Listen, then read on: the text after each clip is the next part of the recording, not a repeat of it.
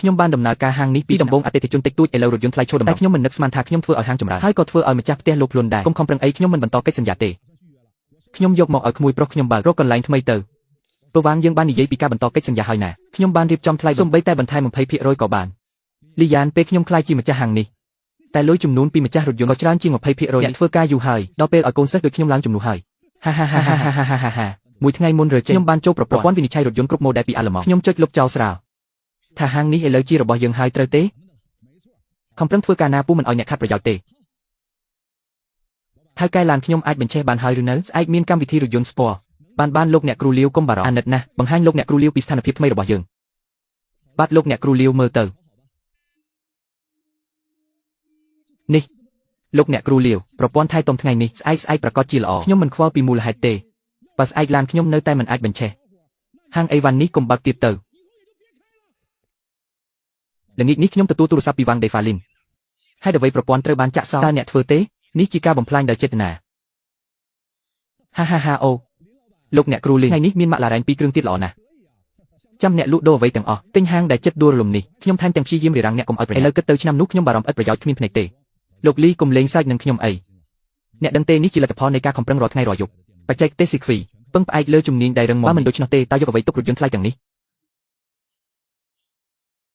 អូនមើលនឹងអ្នកណានឹងស្លៀកពាក់រហែករហ័សប្រុសតូចម្នាក់នោះជាអ្នកណាជាកូនសិស្សថ្មីដែលខ្ញុំគាត់ឈ្មោះវ៉ាងស៊ីថេជាក្មួយប្រុសរបស់ម្ចាស់ផ្ទះវ៉ាងដឺហ្វាម្សិលមិញគាត់មករកខ្ញុំថាចង់រៀនជំនាញមួយចង់ខំប្រឹងរកលុយដោយស្មោះត្រង់មួយប្រុសរបស់កញ្ជ្រោងចាស់វ៉ាងដឺហ្វាមនុស្សក្នុងត្រកូលវ៉ាងសុទ្ធតែមិនមែនជាមនុស្សងាយស្រួលទេម្សិលមិញឃើញគាត់រត់ចូលមកបែកញើសសក់ខ្លួនតដង្ហើមមិនរួចដូចពេលខ្ញុំទៅចូលរៀនដំបូងដែលត្រូវដើរសុំគេគ្រប់កន្លែងបើគាត់ចង់រៀនខ្ញុំនឹងជួយគាត់មួយដែរអ្នកឯងចិត្តល្អពេកហើយអញ្ចឹងទៅតែត្រូវប្រយ័ត្នខ្លួនផងអ្នកអវទៅខ្ញុំទៅមុនស៊ីថេអីវ៉ាន់រកស៊ីយើងជំនាញគឺជាឆ្អឹងស្មោះត្រង់គឺជាប្រលឹងអ្នកជាក្មួយម្ចាស់ផ្ទះពីនេះទៅយើងត្រូវថែរក្សាហាងនេះជាមួយគ្នាបើអ្នកចង់រៀនខ្ញុំនឹងបង្រៀនអ្វីដែលខ្ញុំចេះទាំងអស់លោកគ្រូកុំបារម្ភខ្ញុំនឹងនៅជាមួយលោកអស់មួយលោកថាទៅខាងណាខ្ញុំមិនដែលទៅខាងផ្ទុយទេខ្ញុំបង្រៀនគាត់ជួសឡានពីដើមដោយមិនលាក់លៀមអ្វីទេប៉ុន្តែខ្ញុំមិននឹកស្មានថាចិញ្ចឹមឆ្កែឆ្មាទេពើវាងថ្ងៃនេះមកលេងអីភ្លាមស្អីគេខែក្រោយយើងដល់ពេលជួលហើយកិច្ចសន្យាបន្តខ្ញុំក៏រៀបចំរួចរាល់ដែរលោកមើលអត់មានបញ្ហាទេចុះហត្ថលេខាទៅលីនកុំប្រញាប់អីហាងនេះខ្ញុំមិនគិតបន្តជួលទេខ្ញុំយកមកឲ្យក្មួយប្រុសខ្ញុំបើកវិញពើវាងរកកន្លែងផ្សេងទៅយើងធ្លាប់និយាយគ្នាហើយថានឹងបន្តជួលហើយមុនពេលយើងផឹកស្រាជាមួយគ្នាលោកថាហាងនេះទុកឲ្យខ្ញុំលោកថាមិនបារម្ភហេតុអីស្រាប់តែបដូរចិត្តផែនការមិនទាន់ការផ្លាស់ប្ដូរទេនេះរៀនជាមួយអ្នកបាន2ឆ្នាំហើយខ្ញុំឃើញជំនាញគាត់ក៏ចេះច្រើនហើយទឹកមិនហូរចេញក្រៅស្រែទេហាងនេះជារបស់ខ្ញុំតាំងពីដើមឥឡូវខ្ញុំចង់យកមកធ្វើខ្លួនឯងវិញអញ្ចឹងក៏សំដែរពើវាងខ្ញុំដឹងថាលោកពូចូលចិត្តហាងនេះខ្ញុំត្រៀមលុយបន្តកិច្ចសន្យារួចហើយខ្ញុំអាចបន្ថែមថ្លៃឈ្នួលឲ្យលោកពូ 2% ទៀតលោកពូមើលថាមិនអីទេមិនបាច់រញ៉េញ៉ៃទេ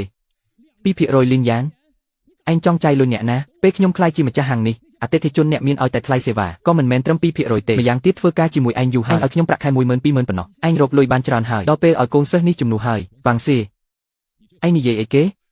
ត្រង់ទេគ្រូហាងនេះទីតាំងល្អណាស់អតិថិជនមកជួសឡានព្រោះមកហាងមិនមែនព្រោះឯងទេឯងគិតថាគេមករកឯងមែន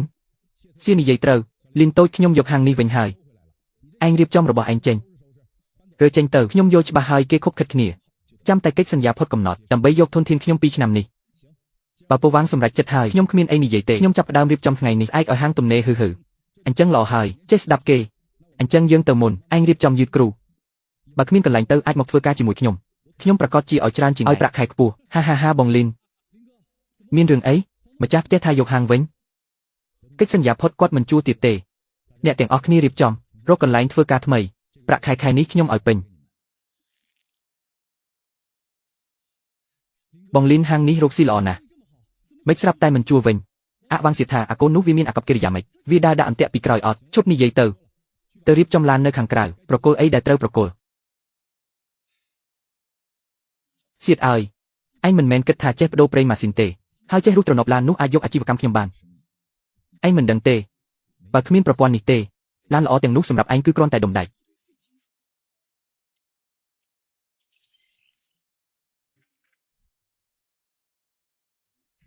លោកលីរវល់ណាស់លោកមកធ្វើអី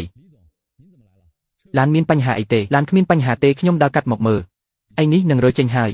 បាត់ម្ចាស់ផ្ទះចង់យកហាងទៅធ្វើខ្លួនឯងខ្ញុំក៏ត្រូវរើចេញម្ចាស់ផ្ទះនេះមិនសមរម្យទេហាងឯងទៅតែចំណេញគាត់មកឆក់យកអញ្ចឹងឯងក្រុងធ្វើមិនមិនទាន់គិតទេសម្រាប់ប៉ុន្មានថ្ងៃសិនជំនាញនៅជាប់នឹងខ្លួនទៅណាក៏មិនខ្លាចគ្មានបាយ ឯងនេះកំពុងសង្លុយអ្នកផ្គត់ផ្គង់នឹងចាក់ចេញក៏ត្រូវសង្កេឲ្យអស់អ្នកផ្គត់ផ្គង់ក៏លំបាកដែរមិនអាចរើចេញហើយជំពាក់គេទេលោកលីនអ្នកជាមនុស្សមានគុណធម៌ក្នុងស្ថានភាពបែបនេះនៅតែសង្កេតច្បាស់លាស់មិនងាយទេអ្នករកលុយធំគេមានចិញ្ចៀនក្នុងចិត្តម្ចាស់ផ្ទះយកតែទីតាំងឯងយកផ្លូវជំនួញទៅថ្ងៃក្រោយឯងទៅបើកខាងណាឡានខ្ញុំនឹងតាមឯងអរគុណលោកលីពេលរកកន្លែងថ្មីហើយខ្ញុំនឹងប្រាប់លោកមុនគេអញ្ចឹងឯងរវល់សិនខ្ញុំទៅមុន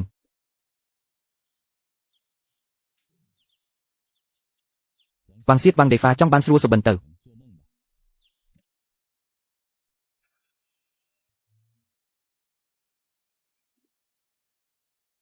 លីនយ៉ានៅលើនៃណា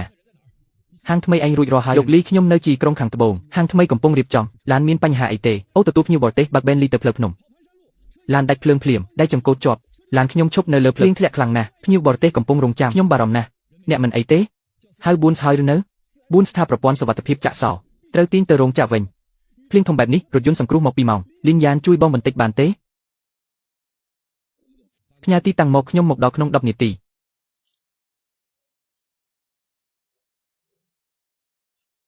លីយ៉ានអូនមកដល់ហើយមើលឡាននេះមើលវិស្វកររោងចក្រថាជាម៉ូដូលប្រឆាំងចោលវាកាត់ប្រព័ន្ធប្រេងដោយខ្លួនឯងខ្លាចគេទាញឡានដោយខុសច្បាប់អូនអាចដោះស្រាយបានទេលោកលីសំបីតែទីស្នាក់ការកណ្ដាលក៏ថាត្រូវទាញទៅរោងចក្រដើម្បីដោះសោតាមផ្កាយរណបលោកលីនទោះជំនាញជួសឡានយ៉ាងណាបើគ្មានឧបករណ៍ធំរបស់រោងចក្រតើអាចជួសឲ្យដូចដាំបានទេបើពឹងតែរោងចក្រគ្រប់យ៉ាងតើយើងជាអ្នកជំនាញនៅសល់ប្រយោជន៍អីលោកលីចូលឡានរងចាំសិន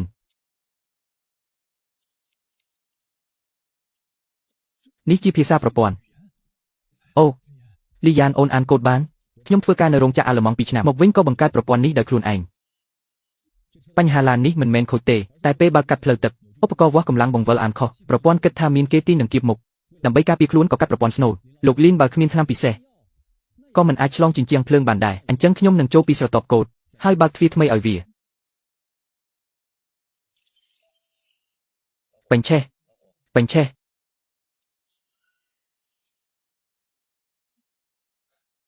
ល្បិចតូចតាចដែលខ្ញុំលាក់ទុកសូមលោកលីកុំសាច់ដាក់ល្បិចតូចតាចខ្ញុំទូរស័ព្ទទៅថៅកែប៊ូនគាត់ថាសំបីតែព្រះចៅមកក៏មិនអាចធ្វើឲ្យឡាននេះរត់បានទីត្រូវជំនាញបែបនេះទុកក្នុងហាងតូចគឺខាតដើម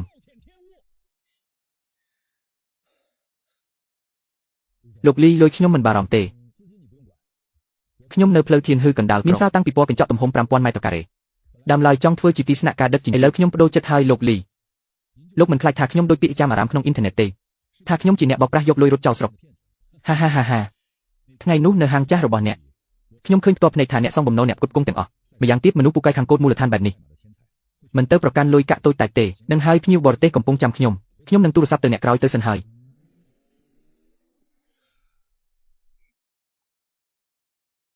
បងលីនព្រឹកនេះគេរូបផ្លាកសញ្ញាចាស់ចេញហើយបដូរទៅជាឈ្មោះថ្មីពើវាងញឹមដល់ត្រចៀកខ្ញុំផ្ញើរូបថតទៅអ្នកហើយបើគ្មានបច្ចេកទេសខ្លាំងទេតើអ្នកណានឹងចេញលុយឲ្យគេបងលីនអញ្ចឹងយើងត្រូវធ្វើម៉េចឥឡូវកុំប្រញាប់ទុកឲ្យក្របកាំភ្លើងហោះសិនរឿងល្អនឹងចាប់ផ្ដើមឆាប់នេះលោកម្ចាស់លីននៃណាឡានខ្ញុំរួចរាល់ហើយឬនៅលោកលីវរឿងគឺបែបនេះស៊ីវលីនគាត់ឈប់ធ្វើការហើយត្រឡប់ទៅស្រុកកំណើតវិញតែលោកកុំបារម្ភឥឡូវជាងសំខាន់របស់ហាងគឺក្មួយប្រុសខ្ញុំឡានលោកឲ្យគាត់ធ្វើមិនមានបញ្ហាទេគឺខ្ញុំមិនខ្វល់ថាអ្នកណាជាម្ចាស់ទេឡានខ្ញុំថ្ងៃស្អែកត្រូវចូលរួមការប្រជុំរថយន្តស្ពណ៌សំខាន់ការជួបជុំយោធាថ្ងៃនេះត្រូវតែប្រគល់ឡានឲ្យល្អលោកលីវកុំបារម្ភនឹងរួចរាល់ឆាប់ក្មួយប្រុសប្រញាប់ធ្វើឡានលោកលីវឲ្យរួចបង្ហាញភាពថ្មីដល់លោកលីវចាំមើលលទ្ធផលល្អ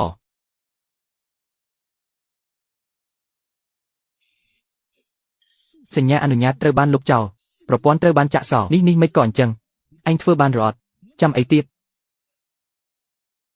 មិនអីទេលោកលីវប្រហែលជាឧបករណ៍វាស់កម្ពស់ឡាននៅខ្វក់បណ្ដាលឲ្យប្រព័ន្ធខូចពីមុនខ្ញុំឃើញបងលីនតែងតែដោះស្រាយបែបនេះខ្ញុំដោះវាចេញមកលាងសម្អាតប្រព័ន្ធក៏ត្រឡប់មកធម្មតាវិញ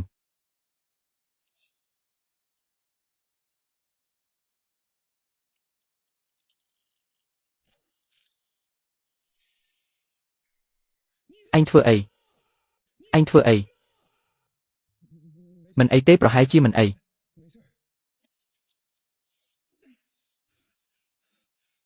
ទូយន្តវីរុសអស់ហើយអញមកប្រាប់ខ្ញុំថាមិនអីលោកលើវសូមកុំខឹងនេះច្បាស់ជាការយល់ច្រឡំប្រហែលជាម៉ាស៊ីនចាស់ខូចអូលោកលើវ អញនៅឈោស្ងៀមធ្វើអីយកជិកមកលើកឡានឡើងទៅសៀវភៅដែលហោះមិនរួចប្រព័ន្ធសុវត្ថិភាពចាប់ផ្ដើមចាក់សោស៊ីឡាំងធារាសាស្ត្រទាំងអស់បាយលើប្រាជិកដោយបង្ខំទូយន្តនឹងរហែកអស់ពេលនោះកុំថាជួសឡាននេះទេក្រៅពីបញ្ជូនទៅអង់គ្លេសវាខ្លាចជាដាច់អេតចាយសូម្បីតែប្រព័ន្ធស្នូក៏គ្មានប្រយោជន៍ពេញប្រទេសជួសឡានស្ពណ៌តម្លៃរាប់លានដឹងតែថាឯងជាហាងច្បោកថ្ងៃនេះខ្ញុំប្រាប់ឯងឲ្យច្បាស់ក្នុងមួយថ្ងៃឡានមិនដូចដើមទេខ្ញុំឲ្យឯងទាំងពីរនាក់ហាត់ខោឲ្យនៅតុលាការអូយព្រះអស់ចាណាស់ឯងហ៊ានយកឡានម៉ាក់ការ៉ែនរបស់លោកត្រឹងណាស់ឈប់និយាយរឿងឥតប្រយោជន៍ឲ្យសោឡានខ្ញុំមកឥឡូវប្រញាប់ឡើងលោកវាងឡានលោកចាប់ដើមថែទាំហើយប្រេងម៉ាស៊ីនបូមចេញពាក់កណ្ដាលហើយឈប់និយាយប្រញាប់ឡើងកុំហៅខ្ញុំថាលោកវាងឡានខ្ញុំមិនអាចទ្រាំនឹងរបស់ឯងខ្ញុំនឹងហៅរថយន្តសណ្ដោងបើយឺត1វិនាទីឡាននឹងជាប់នៅដឹងតែថាឯងយករបស់ធំទៅយករបស់ថោកមកបោកប្រាស់យើងលុយកាត់អន្ទានមួយកាក់ក៏មិនអាចហៅរថយន្តសណ្ដោងឥឡូវ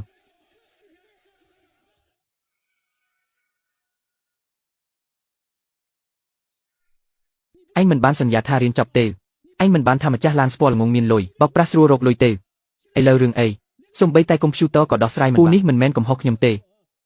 គឺលីយ៉ានទុកដៃមួយទៀតប្រព័ន្ធវិនិច្ឆ័យស្នូនោះវាភ្ជាប់ជាមួយគាត់ផ្ទាល់ពេលគាត់ចាក់ចេញគាត់ចាក់សោវាភ្លាមឥឡូវខ្ញុំចូលមិនបានតតែសោះឯងល្ងងដូចជ្រូកឬមិនទៅរកអ្នកនៅ Electronic City ឲ្យគេដោះស្រាយទេបើចូលមិនបានទៅជួកាន់នីមូលដ្ឋានពីក្រមឧស្សាហកម្មហើយចប់ហើយឯងគ្មានប្រយោជន៍ទេនោះជាប្រព័ន្ធមូលដ្ឋានដែលលីនយ៉ានកែសម្រួលខ្លួនឯងបើគ្មានលេខសម្ងាត់គាត់គ្មានអ្នកណាបើកបានទេហើយបើគ្មានវាឡានល្អដែលនៅក្នុងហាងនេះខ្លាចជាដាច់អាសាឥតកាទាំងអស់ខ្ញុំជួសជុលមួយគ្រឿងក៏មិនបានដែរវ៉ាងស៊ីតេឯងរកវិធីឲ្យលឿនមកហាងនេះមិនបើកមួយថ្ងៃខាត់លុយច្រើនណាស់ឯងមិនស្គាល់អ្នកជួសជុលឡានផ្សេងទៀតទេ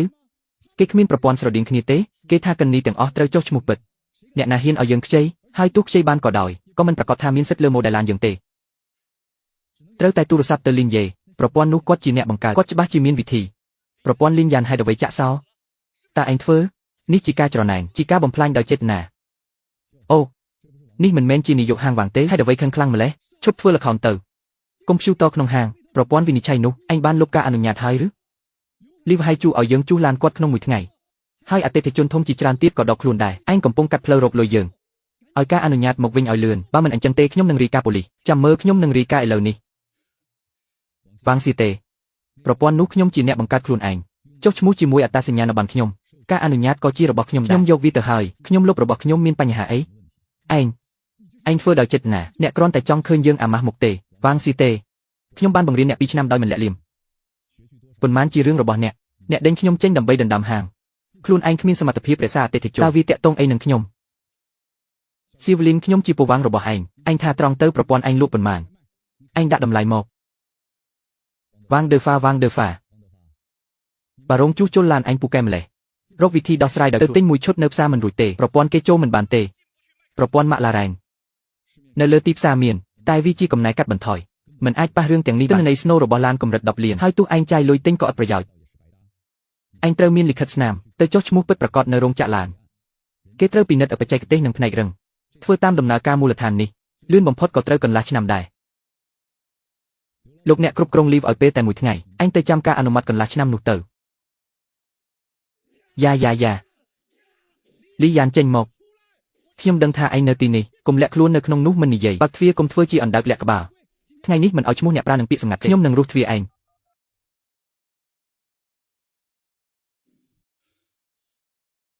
អ្នកទាំងពីរមិនយល់ភាសាមនុស្សទេមកទីនេះរកអីលិខិតមេធាវីដល់ដៃខ្ញុំហើយព្រោះឯងចាក់សោប្រព័ន្ធឥឡូវខ្ញុំត្រូវសងប្រាក់40,000ថ្ងៃនេះឯងត្រូវបើកប្រព័ន្ធឲ្យខ្ញុំបើមិនអញ្ចឹងទេខ្ញុំនឹងធ្វើឲ្យឯងអាក្រក់និយាយជាមួយកូនចៅនេះអត់ប្រយោជន៍ប្រញាប់ឲ្យអាចកំបាំងមកថ្ងៃនេះបើហ៊ាននិយាយថាទេឯងកុំគិតថានឹងដើរចេញទៅឈរបានយកឧបករណ៍ជួសជុលមកចង់ជួយខ្ញុំឡានអតិថិជនគឺអ្នកឯងយកដង្កៀបគាស់ខូចដោយខ្លួនឯងតាក់ទងអីនឹងខ្ញុំធ្វើអីអ្នកណាហៅប៉ូលីសសម្មិតប៉ូលីសយកច្រឡំហើយយើងមករកគាត់ពិភាក្សារឿងជួសឡានសម្មិតខ្ញុំហៅប៉ូលីសពីរអ្នកនេះមករករឿងនៅមុខផ្ទះខ្ញុំថែមទាំងយករន្ទះបាយវីសម្មិតនេះសូមជួយរៀបរាប់ឲ្យខ្ញុំផងពេលអានេះចេញទៅគាត់ចាក់សោប្រព័ន្ធកណ្ដាលរបស់ហាងធ្វើឲ្យយើងខាត់ប្រាក់រាប់សិបម៉ឺនសូមចាប់គាត់ដាក់គុកទៅមានរឿងអីឯងលុបរបស់គេហើយនេះជាការលុបចោលកិច្ចសន្យាមើលតាមអក្សរខ្មៅលើគាត់និយាយពីប្រព័ន្ធនេះជាភស្តុតាងកម្មសិទ្ធិ software ដែលខ្ញុំដាក់ឈ្មោះពិតខ្ញុំយកទ្រព្យសម្បត្តិឯកជនរបស់ខ្ញុំទៅមានបញ្ហាអីនេះជាបច្ចេកទេសផ្ទាល់ខ្លួននិងសិទ្ធិពាក់ព័ន្ធរបស់គាត់ពេលចេញទៅយកទៅជារឿងត្រឹមត្រូវឯងរៀនអត់ចេះជួសឡានខូចមកទារប្រាក់គេធ្វើអី នេះជារឿងវិវាទបើចង់ទៅប្តឹងនៅតុលាការ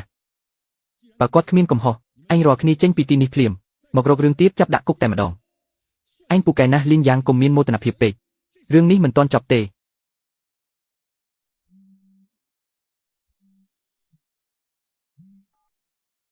បងលីនខ្ញុំទៅតែគេនិយាយថាវ៉ាងដឺហ្វា2នាក់ទៅស្ទះឯងមិនអីទេមិនអីទេទៅតែឲ្យគេដេញចេញបងលីនគេដឹងថាប្រឈមមុខគ្នាមិនឈ្នះទេខ្ញុំខ្លាចគេលួចធ្វើអាក្រក់ពីក្រោយខ្នងគេច្បាស់ជាមិនទុកឲ្យស្រួលទេមើលគេឲ្យចិត្តខ្ញុំចង់មើលថាតើគេនឹងធ្វើល្បិចអីខ្វក់ទៀតលីនអើយអញបើកវេទិកាក្នុងស្រុកនិងបណ្ដាញវីដេអូខ្លីមើលវ៉ាងដឺហ្វានៅខាងមុខឯងឈួតហើយរករឿងដល់មុខខ្ញុំរករឿងខ្ញុំគេចូលប្រព័ន្ធក៏មិនបានឥឡូវក្រៅពីខឹងគ្មានប្រយោជន៍តើអាចធ្វើអីទៀតអាចាស់នេះអាក្រក់ណាស់ប្រឈមមុខមិនឈ្នះក៏ចាប់ផ្ដើមលេងល្បិចចុកខ្វក់គាត់បានបង្ហោះវីដេអូបន្ទាប់ខ្លួនឯងនៅលើអ៊ីនធឺណិតចង់បង្ខំឲ្យខ្លួនឯងស្អាតឥឡូវនេះក្រុមអ្នកបើកឡានក្នុងស្រុកគេចែកគ្នាដឹងសំណាងហើយដែលរឿងនេះមកប៉ះតែធ្វើផ្នែកសារព័ត៌មានបើមិនអញ្ចឹងទេអ្នកត្រូវគេបន្តខ្លួនឯងមើលឲ្យលឿនទៅអ្នកបើកឡានក្នុងស្រុកទាំងអស់គ្នាខ្ញុំឈ្មោះវ៉ាងដឺហ្វាជាម្ចាស់ផ្ទះជួសជុលឡាននេះពីមុនខ្ញុំឃើញលីនយ៉ានជាក្មេងក៏ចង់ជួយគាត់ឲ្យគាត់ជួលក្នុងតម្លៃថោកតែលទ្ធផលវិញគាត់លួចយកឯកសារបច្ចេកទេសក្នុងហាងពីក្រោយខ្នងខ្ញុំហើយយកគ្រឿងបន្លាស់ថោកមកបោកអតិថិជនសូមលោកម្ចាស់ទាំងអស់គ្នាជួយវិនិច្ឆ័យផងពេលខ្ញុំរកឃើញរឿងនេះគាត់មិនត្រឹមតែមិនសារភាពកំហុសថែមទាំងយកលុយក្នុងហាងរត់ចោលទៀតពេលចាក់ចេញគាត់ថែមទាំងបំផ្លាញប្រព័ន្ធកុំព្យូទ័រក្នុងហាងទៀតធ្វើឲ្យយើងមិនអាចជួសជុលឡានឲ្យអតិថិជនបានម្ចាស់ហាងអាក្រក់បែបនេះអ្នកទាំងអស់គ្នាត្រូវប្រយ័ត្នកុំឲ្យគាត់បោកសួស្តីអ្នកទាំងអស់គ្នាខ្ញុំជាកូនជាងក្នុងហាងឈ្មោះវ៉ាងស៊ីធឺលីនយ៉ានចូលចិត្តកាត់បន្ថយគុណភាពការងារកាលពី2ថ្ងៃមុនឡានម៉ាក់ឡារ៉ែនរបស់លោកលីវគឺគាត់យកគ្រឿងបន្លាស់ខ្លាំងៗមកជួសរហូតខូចសំណាងហើយដែលលោកវ៉ាងម្ចាស់ហាងរកឃើញតាន់ហើយដេញគាត់ចេញរក្សាផលប្រយោជន៍អតិថិជនហឺវ៉ាងដឺហ្វាឯងធ្វើមិនកាត់ខ្លួនឯងហ៊ានគិតរឿងអាក្រក់បែបនេះបោះបង្គោលឲ្យខ្ញុំយកលុយរត់ចោលពិតជាអញហើយលីនមើលចប់ហើយឬនៅមនុស្សចាស់នេះគ្មានខ្មាស់គេទេអញចង់ឲ្យបងបង្ហោះវីដេអូភ្លាមដើម្បីបញ្ជាក់ការពិតបងមានកណេធំរាប់សែនអ្នកតាមដានយកផុសតាំងមកបញ្ចេញឲ្យគេដឹងមិនបាច់បញ្ជាក់ទេមិនបញ្ជាក់អញទុកឲ្យគេបន្តខ្លួនឯងអញ្ចឹងទេពាក្យសម្ដីអ្នកលេងក្តារចុចអាចសម្លាប់មនុស្សបានឯងដឹងទេបើបន្តអញ្ចឹងឯងមិនអាចនៅក្នុងស្រុកនេះទៀតទេដឺហ្វីអញជាបងទេឥឡូវគាត់លុតខ្ពស់ប៉ុណ្ណាធ្លាក់ក៏ឈឺប៉ុណ្ណឹងដែរអញមិនត្រឹមតែមិនបាច់បញ្ជាក់ទេត្រូវជួយខ្ញុំរឿងមួយទៀតរុញវីដេអូរបស់គាត់ឲ្យឡើងក្តៅខ្លាំងលីនអញឈួតហើយឬអ្នកផ្សេងកិច្ចវិសមិនដឹងអញចង់ស្លាប់ឲ្យលឿនមែនទេគាត់ថាខ្ញុំលួចបច្ចេកទេសលក់ទំនិញខ្លាំងៗគាត់ថាម៉ាក់ខេឡែនគាត់ជាអ្នកជួសការកុហកទាំងនេះខ្សោយណាស់អតិថិជនចាស់ដែលខ្ញុំធ្លាប់ជួសឡានគេដឹងច្បាស់ដូចកញ្ចក់ខ្ញុំមិនចាំបាច់ពន្យល់អ្វីទេបើយើងចេញមុខទៅលើអ្នកលេងអ៊ីនធឺណិតមិនដឹងរឿងនឹងគិតថាយើងឆ្លោះគ្នាមនុស្សទូទៅមិនខ្វល់ពីការពិតទេខ្ញុំចង់ទុកពេលឲ្យរឿងរាលដាលរងចាំឲ្យចរាចរណ៍ឡើងដល់កំពូលទាញចំណាប់អារម្មណ៍អ្នកក្រុងទាំងមូលខ្ញុំនឹងប្រើលោកដ៏ធំដែលគាត់បង្កើតបំផ្លាញម៉ាករបស់គាត់ទាំងដើមទុននិងប្រាក់ចំណេញលីនអញពូកែណាស់ពីមុនខ្ញុំមិនដឹងទេអញចេះលេងល្បិចខ្ចីទូកពីចៅកុងយ៉ាងស្ទាត់អញចង់ប្រើដៃគាត់ធ្វើទីផ្សារបញ្ច្រាស់ឲ្យខ្លួនឯងនឹងហើយហៅថាប្រតិបត្តិការបញ្ច្រាស់តាហ្វេសុំឲ្យឯងអុសភ្លើងនេះឆេះខ្ពស់ប៉ុណ្ណាពេលត្រឡប់មកវិញកម្លាំងវីបកក៏ខ្លាំងប៉ុណ្ណឹងទុកឲ្យខ្ញុំដោះស្រាយជាមួយមនុស្សអាក្រក់ចាស់និយាយពីរឿងត្រឹមត្រូវប្រើមិនអាគមវីមិនអាគមខ្ញុំមានកណេធំ2 3ដែលចូលភ្លាមខ្ញុំមិនត្រឹមតែទៅកន្លែងគាត់ធ្វើជាអ្នកស្ម័គ្រចិត្តជារែងទេខឹងខ្ញុំត្រូវរកមនុស្សភ្លាមទៅក្រុមក្លឹបឡានស្ពណ៌ក្នុងស្រុកចៃដននិយាយពីម្ចាស់ឡានថ្លៃដែលធ្លាប់ត្រូវឆ្កែចាស់នេះបោកបើខ្ញុំមិនធ្វើឲ្យគាត់ឡើងខ្ពស់ហើយធ្លាក់ខ្ញុំតាហ្វីមិនមែនវ៉ាងដេហ្វីទេអញ្ចឹងឯងចង់លេងសង្គ្រាមមកខ្ញុំនឹងលេងជាមួយឯងធំពេលថ្ងៃបញ្ច្រាស់មកដល់ខ្ញុំមើលឯងយកអ្វីមកបិទបញ្ចប់លីនរួចរាល់ហើយវីដេអូរបស់វ៉ាងដេហ្វីចំនួនមើលបានលើស100,000ហើយខ្ញុំឲ្យអ្នកស្ម័គ្រចិត្តនៅក្រោមដីទៅបង្ករឿងក្នុងមិត្តឥឡូវបរិះចាស់នោះប្រហែលជាសប្បាយរហូតភ្លេចទីហាពូល្បីហើយមើលចុះការអត្ថាធិប្បាយទាំងអស់គឺជាប្រមាថអ្នកនោះឈ្មោះលីនយ៉ាង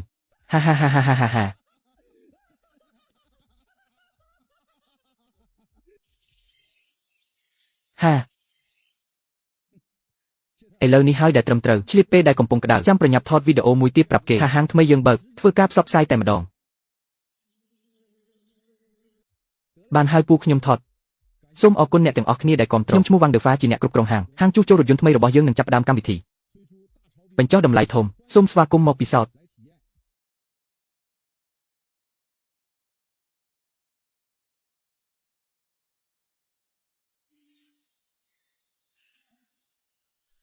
ធ្វើឲ្យឡានខ្ញុំខូចហើយហ៊ានថតវីដេអូថាខ្លួនគ្មានទោសថែមទាំងចោទប្រកាន់លោកលីនទៀតខ្លាមិនបង្ហាញរឹកឯងគិតថាខ្ញុំជាឆ្មាឈឺបើមិនផ្ដួលឯងឲ្យស្ងាត់ ខ្ញុំលីវហើយចុងសុកចិត្តសរសេរឈ្មោះបញ្ច្រាស់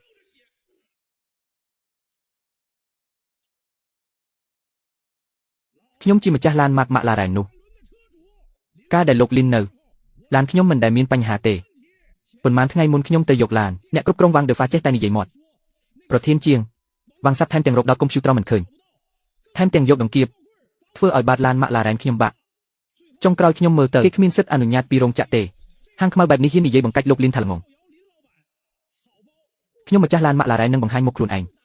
ហាងជួសជុលនេះថែមទាំងប្រើកុំព្យូទ័រមិនចេះការប្រែប្រួលធំតើអ្នកណាកំពុងកុហកខ្ញុំជាម្ចាស់ផ្ទះដែលមកយកឡានថ្ងៃនោះច្រណែនហើយគិតគូរបង្កាច់លោកលីនដែលគេស្គាល់ជំនាញខ្លួនឯងជាមនុស្សឥតប្រយោជន៍ជួសជុលមិនចេះលោកលីនសងលុយនឹងប្រាក់ខែទាំងអស់ចប់នេះហើយជាមនុស្សថ្លៃថ្នូរវ៉ាងដឺហ្វាឯងជាមនុស្សឥតតម្លៃគាត់មិនអាចរត់ចេញដោយសងលុយអស់សិទ្ធិអនុញ្ញាតតែមួយគត់គឺនៅដៃលោកលីនហាងឯងនេះគឺជាសម្បុកមន់ព្រៃ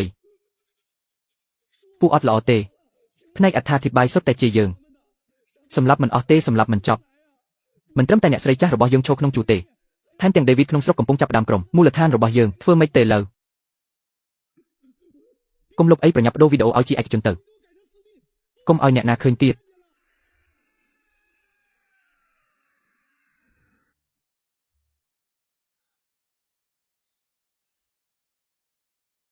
លោកលីឡានខូចទៀតហើយឬហារឿងលើអនឡាញខ្ញុំឃើញហើយ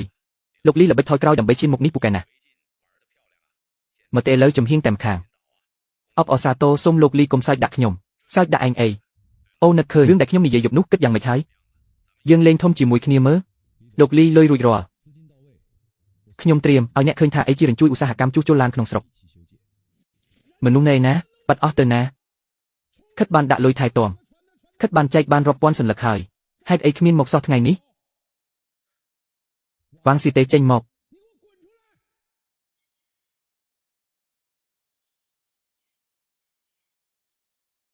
ពូឈប់ប្រឹងអីទៀតទៅឥឡូវអ្នកបើកឡានទាំងអស់ក្នុងក្រុមថាហាងយើងជាហាងបោកឡានរ៉ូខូចនេះខ្ញុំធ្វើ3ថ្ងៃហើយគ្មានកុំព្យូទ័រវិនិច្ឆ័យក្រៅពីបដូរប្រេងខ្ញុំធ្វើអីក៏អត់សូម្បីតែជើងឡានក៏របូតខ្ញុំឈប់ហើយអញរកអ្នកណាទៅធ្វើចុះ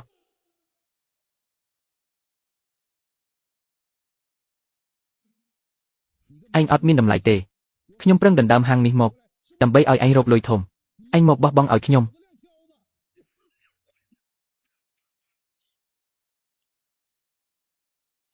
លីនហាងឯងនេះពូកែណាស់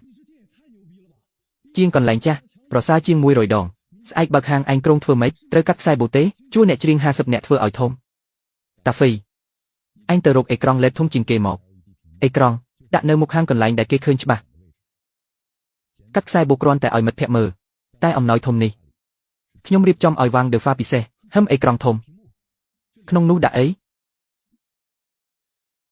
វ៉ាងដឺហ្វាថ្ងៃនោះមកឆក់ហាងខ្ញុំពេលគាត់ដណ្ដើមឧបករណ៍គាត់សប្បាយចិត្តរហូតគាត់គប់កាមេរ៉ានៅជ្រុងជញ្ជាំងគាត់គិតថាគប់កាមេរ៉ាហើយមុខលោកខ្លួនរបស់គាត់គ្មានអ្នកដឹងទេចាំមើលកាមេរ៉ាមិនត្រូវគាត់គប់ទេ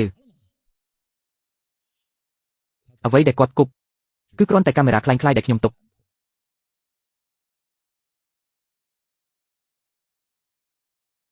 កាមេរ៉ាពិតសម្ងាត់លាក់នៅក្នុងរន្ធជញ្ជាំងក្រោយប្រអប់ឧបករណ៍ពាក្យសម្ដីគាត់នៅថ្ងៃនោះរាល់ចលនាដណ្ដើមរបស់គាត់សុទ្ធតែនៅក្នុងនេះអេយ៉ាលីនល្បិចឯងនេះពូកែណាស់នេះហើយហៅថាបំផ្លាញឥតចុងក្រោយនៃរោងជួសជុលឈៀងសេងគាត់ចង់បំផ្លាញខ្ញុំតាមរយៈមតិសាធារណៈដូច្នេះខ្ញុំនឹងបង្ហាញគាត់ថាអ្វីទៅជាការវាយប្រហារពិតប្រាកដតាហ្វីទៅរៀបចំថ្ងៃស្អែកបើកហាងខ្ញុំចង់ឲ្យវ៉ាងដឺហ្វាបាត់មុខនៅមុខអ្នកបើកឡានទាំងអស់ឲ្យគាត់អាម៉ាស់មុខទាំងស្រុង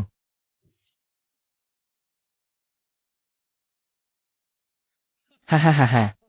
លោកលីទីបំផុតអញបើកហាងហើយអាយ៉ាហាងថ្មីអញធំហើយស្អាតណាស់ឡានខ្ញុំចតចិត្ត1ខែហើយចាំតែអញមកជួសជុលខ្ញុំមិនហ៊ានទៅហាងផ្សេងទេចាំអញបើកហាងលោកលីវកុំបារម្ភថ្ងៃនេះបើកហាងធំឡានលោកខ្ញុំនឹងពិនិត្យឲ្យគ្រប់ជ្រុងជ្រោយដោយខ្លួនឯងនៅជាន់ទី2មានកាហ្វេនិងបន្ទប់លេងប៊ីយ៉ាលោកសម្រាប់នៅលើសិនហាល្អ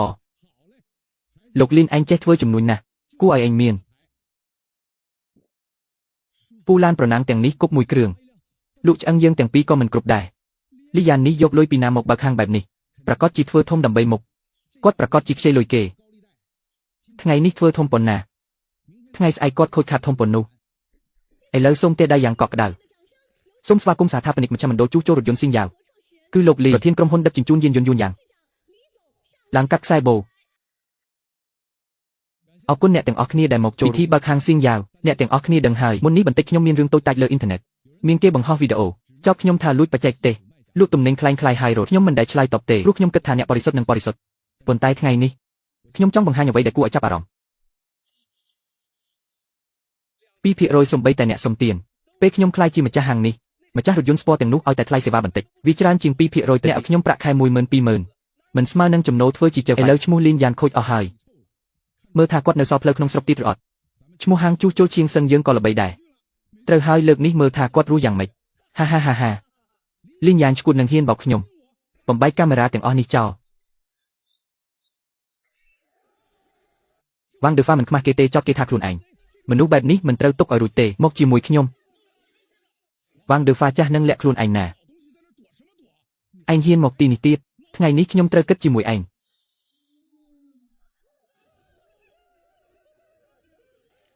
បងប្អូននេះហើយជាការពិត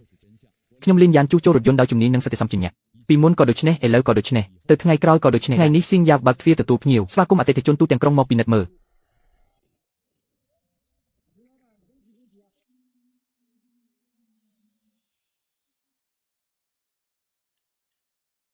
លីយ៉ានហាងផ្លូវធានហឺនេះរឹងមាំហើយ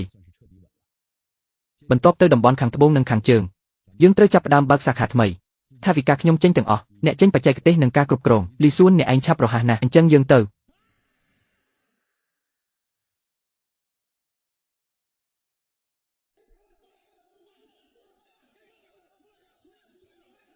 សន្តិសុខមកទីនេះលឿនកុំឲ្យគេចូលមករំខានអតិថិជនសម្រាប់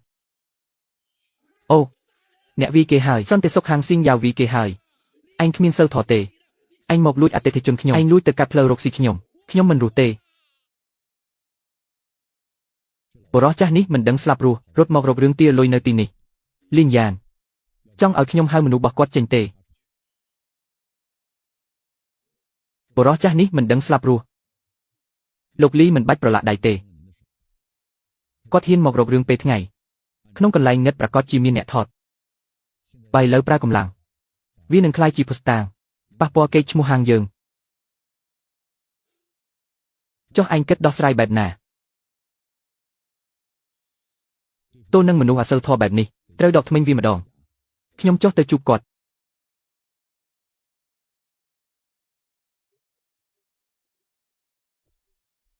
លោកវ៉ាងដេកត្រជាក់ណាស់លោកធ្វើធំបែបនេះចង់បានអីលីយ៉ានកុំធ្វើជាមនុស្សល្អអញហើយដែលធ្វើឲ្យរកស៊ីខ្ញុំខូចហើយលួចយកអតិថិជនខ្ញុំទាំងអស់ឥឡូវហាងខ្ញុំត្រូវបិទខ្ញុំគ្មានលុយសំបីតែបាយថ្ងៃនេះឯងត្រូវសងខ្ញុំបើមិនអញ្ចឹងទេខ្ញុំនឹងនៅមុខហាងឡានឯងមិនទៅណាទេធ្វើឲ្យរកស៊ីឯងមិនដំណើរអតិថិជនទៅជួសឡានណាជាសិទ្ធិគេឯងគ្មានជំនាញទេទើបគេមិនមកបន្ទោសខ្ញុំមិនមែនឯងចំណែនខ្ញុំរកលុយបានច្រើនទេឥឡូវមកចោទប្រកាន់ខ្ញុំវិញឯងចង់បានអីខ្ញុំមិនខ្វល់ទេឯងហើយដែលធ្វើឥឡូវឯងមានលុយច្រើនឯងត្រូវសងខ្ញុំបើមិនអញ្ចឹងទេខ្ញុំយកកម្រងកម្មករថ្ងៃធ្វើឲ្យហាងឯងបិទដែរត្រូវហើយសងលុយថ្ងៃនេះមិនបានលុយទេយើងមិនទៅណាទេ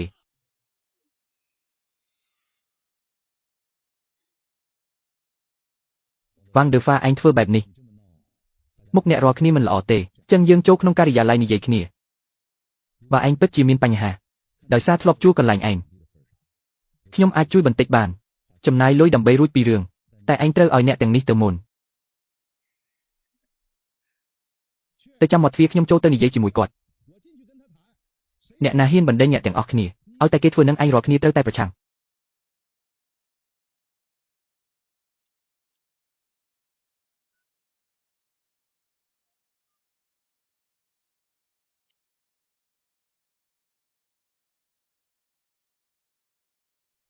លោកអ្នកគ្រប់គ្រងវ៉ាងឥឡូវគ្មានអ្នកក្រៅទេប្រាប់មកឯងធ្វើអីធំដុំម្លេះចង់បានអីពិតប្រាកដលីនយ៉ានកុំធ្វើជាស្លូតត្រង់ពេកបើមិនមែនឯងចាក់ចេញហើយដាក់អន្ទាក់ទេចាក់សោប្រព័ន្ធត្រួតពិនិត្យអីហ្នឹងហាងខ្ញុំមិនខូចទេនោះជាប្រព័ន្ធខ្ញុំទិញដោយខ្លួនឯងយកទៅគឺត្រឹមត្រូវឯងគ្មានសមត្ថភាពជួសឡានតែទទួលការងារធ្វើឲ្យឡានអតិថិជនខូចនោះជាកំហុសឯងឯងលីយ៉ានកុំនិយាយរឿងឥតប្រយោជន៍ព្រោះតែវ៉ាងស៊ីវថេធ្វើឲ្យឡានម៉ាក់ឡាក់ឡារ៉ែនរបស់លោកលីវខូចម្ចាស់ឡានជាច្រើនរួមគ្នាប្តឹងខ្ញុំ ឥឡូវនេះយុវដ្ឋានត្រូវបិទថែមទាំងជំពាក់ប្រាក់ជួសឡានជាង1សែនឥឡូវខ្ញុំដាក់លុយអស់រហូតដល់លក់ផ្ទះខ្ញុំខ្លាចជាផ្ទះខ្មៅដោយសារឯង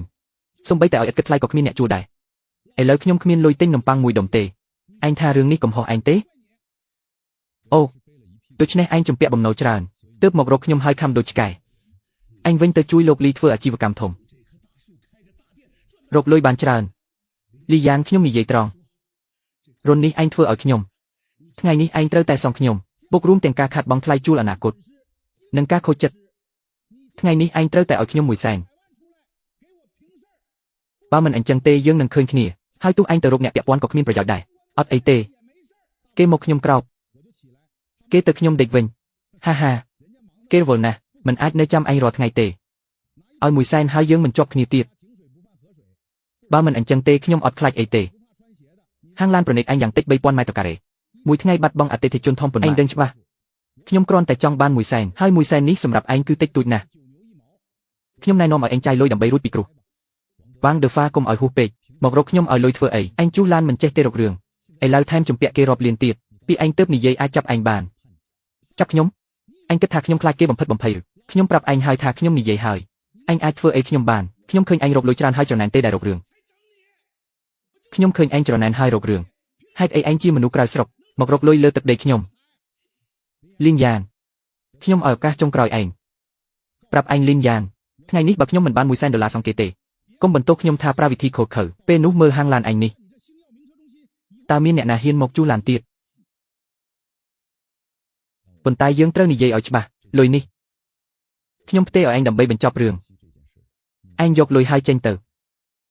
កុំឲ្យឈានជើងចូលហាងខ្ញុំទៀតហើយកុំមករករឿងទៀតអត់បញ្ហាទេអត់បញ្ហាទេបើលុយដល់ដៃ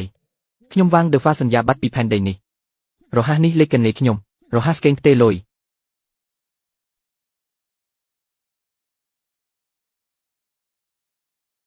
ចូលហើយ1សែនដុល្លារពេញ1សែនបើមកបែបនេះច្រើនដងមិនទៅជាសេដ្ឋីរាប់លានទៅពេលនោះខ្ញុំនឹងនៅវីឡាបើកឡានថ្លៃហើយនៅពីក្រោយមានព្រៅធំមួយជីវិតល្អមកដល់ហើយលោកលីនរកស៊ីឲ្យចំណេញទៅខ្ញុំមិនរំខានទេយើងនៅមានថ្ងៃក្រោយជួបគ្នាពេលក្រោយណាហាហាហាហា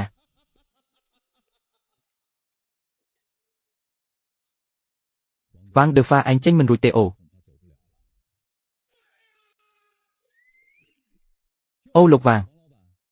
ប្រញាប់ចេញណាស់ទើបតែយកបាន1សែនមិននៅផឹកតែសិនទេ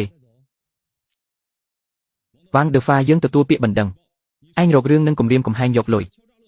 ទឹកប្រាក់រហូតដល់1សែនដុល្លារទៅជាមួយយើង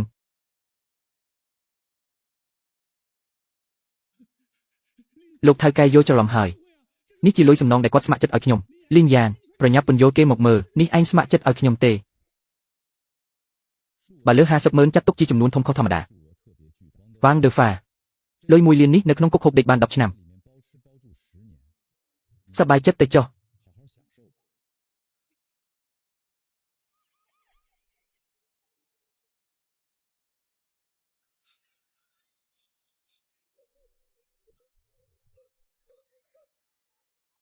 អត់ដឹងទេជួសឡានហើយមានរឿងទៀតអីក៏អីរោងជួសឡានខូចនេះអត់ធ្វើទេឯងទៅហូបដេកក្នុងគុកឯងចុះខ្ញុំមិនត្រឡប់មកកន្លែងអាក្រក់នេះទៀតទេ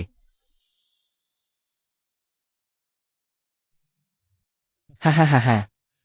លីយ៉ានលើកនេះឯងដាក់អន្ទាក់ចាប់ពស់ធ្វើបានស្អាតណាស់មិនត្រឹមតែដកធ្មេញពស់ចេញថែមទាំងឲ្យស្ដារយើងផ្សាយពាណិជ្ជកម្មឥតគិតថ្លៃជាការផ្សាយពាណិជ្ជកម្មល្អ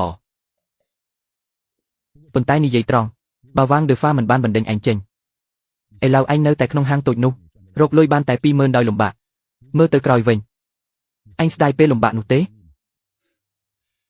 លោកលីខ្ញុំមិនស្ដាយទេមនុស្សរស់ត្រូវផ្លាស់ប្ដូរដើមឈើងាប់បើផ្លាស់បើខ្ញុំនៅតែអប់ដើមឈើលួយនោះមិនព្រមលេងតើខ្ញុំមើលឃើញព្រៃធំយ៉ាងនេះបានអត់ហាហាហាព្រៃធំល្អណាស់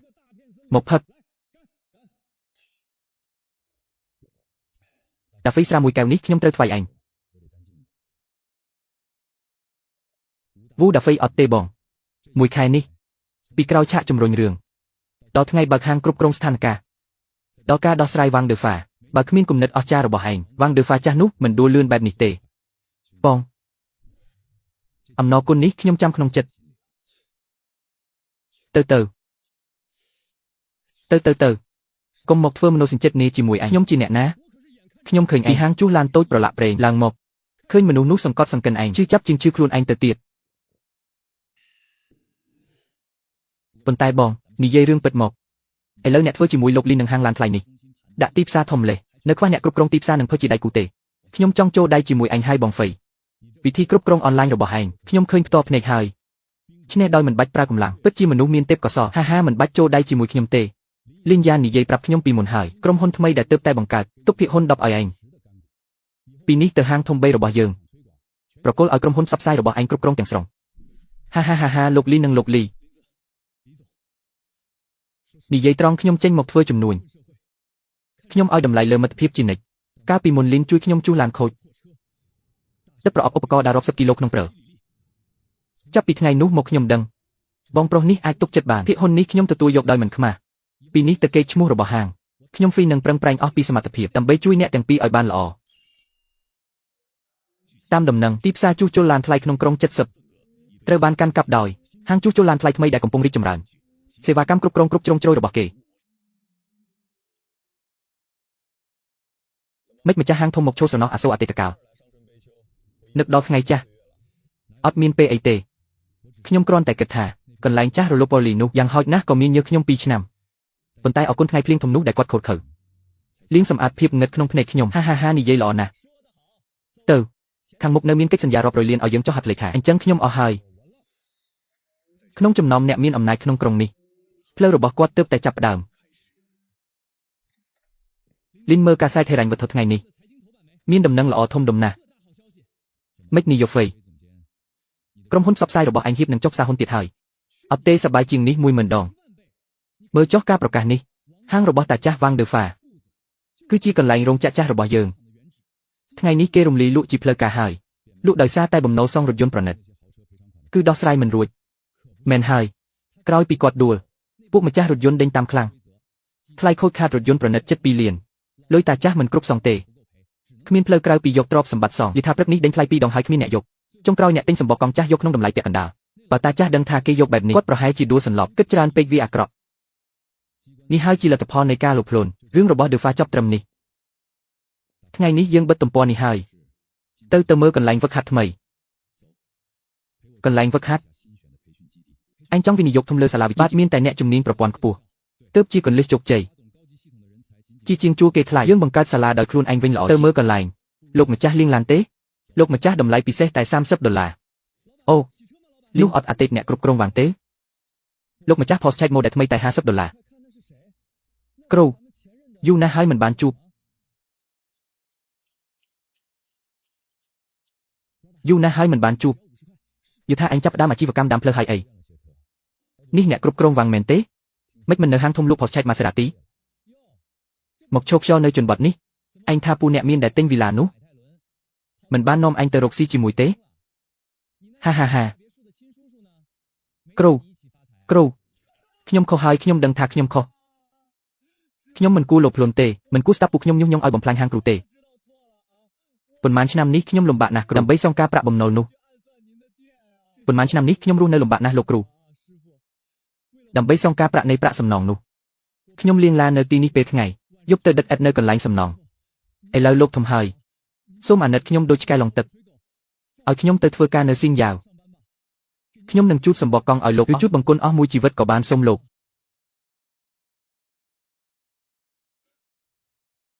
អាណិតណាស់អញនៅចាំថ្ងៃដែលខ្ញុំទទួលអញធ្វើជាកូនសិស្សទេខ្ញុំធ្លាប់និយាយអីឲ្យឯងខ្ញុំថាការងារយើងជំនាញគឺឆ្អឹងសច្ចភាពគឺព្រលឹងពីនេះឯងមិនដែលរៀនបានទេឥឡូវក៏គ្មានដែរកាលពីមុនកណ្ដាប់ដៃដែលឯងវាមកលើស្មាខ្ញុំបានកាត់ផ្ដាច់ទំនាក់ទំនងយើងហើយលេង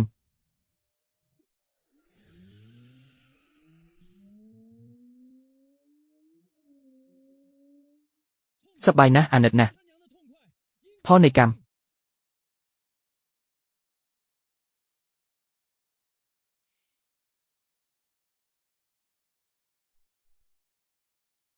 សូមស្វាគមន៍មកកាន់ស៊ីងយ៉ាវក្នុងរយៈពេល3ឆ្នាំខាងមុខខ្ញុំនឹងបង្រៀនអ្នកទាំងអស់គ្នាបច្ចេកវិទ្យា Electronics Snow និងប្រព័ន្ធវិនិច្ឆ័យដើមដោយមិនលាក់លៀមដើម្បីឲ្យអ្នកក្លាយជាកម្ពុជាក្នុងវិស័យនេះ ប៉ុន្តែក្នុងមេរៀនដំបូងនេះខ្ញុំមិនបង្រៀនបច្ចេកទេសទេខ្ញុំគ្រាន់តែប្រាប់អ្នកពីពាក្យ4ម៉ាត់ពាណិជ្ជកម្មនិងសិលធម៌ព្រោះពេលអ្នកមានចិត្តបរិសុទ្ធនិងឆ្អឹងក្នុងរឹងមាំបច្ចេកវិទ្យាស្នូលដែលអ្នកកាន់ទើបអាចហៅថាទ្រព្យសម្បត្តិកុំដើរផ្លូវកាត់កុំលោភលន់របស់ដែលមិនមែនជារបស់អ្នកមានតែរក្សាសិលធម៌ទើបអ្នកឈររឹងមាំក្នុងសង្គមនិងដើរបានឆ្ងាយ